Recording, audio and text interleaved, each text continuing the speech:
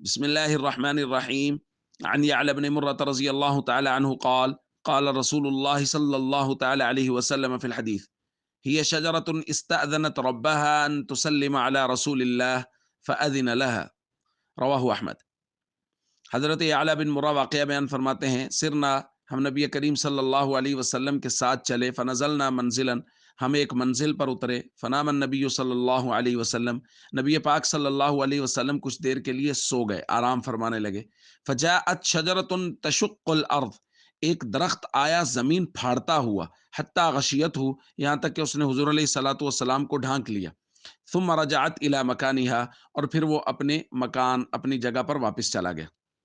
فلما استيقظ، جب حضور بیدار ہوئے، ذکرت له، تو میں نے حضور کے سامنے یہ قصہ نقل کیا، یا رسول اللہ آپ آرام فرما تھے، ایک درخت آیا اور اس طرح کچھ جھکا، پھر وہ واپس چلا گیا۔ تو نبی کریم صلی اللہ علیہ وسلم نے یہ ارشاد فرمایا جو آج ہم نے تلاوت میں پڑھا۔ حضور نے فرمایا ہی شجرۃ، یہ ایک ایسا درخت ہے، استاذنت ربہا، جس نے اپنے رب سے اجازت چاہی تھی، ان تسلم علی رسول اللہ، کہ وہ اللہ کے رسول کو سلام کر لے۔ فاذن لہا، تو اللہ رب العزت نے اس درخت کو اجازت دے دی۔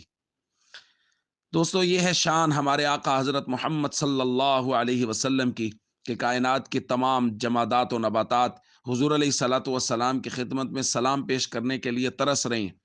اور ہمارے لیے درس یہ ہے کہ جس طرح وہ حضور علیہ الصلوۃ والسلام کے مبارک قدموں میں جھکا ہے، تو امت کے لیے ہدایت، رہنمائی، امت کے لیے سچائی اور صراط مستقیم حاصل کرنے کا ایک ہی ذریعہ ہے، کامیابی اور نجات حاصل کرنے کا ایک ہی ذریعہ ہے کہ یہ امت نبی پاک صلی اللہ علیہ وسلم کے مبارک قدموں میں آ جائے، حضور علیہ الصلوۃ والسلام کی سیرت پر آ جائے، حضور علیہ الصلوۃ والسلام کے طریقوں پر آ جائے، ہم حضور سے بغاوت چھوڑ دیں۔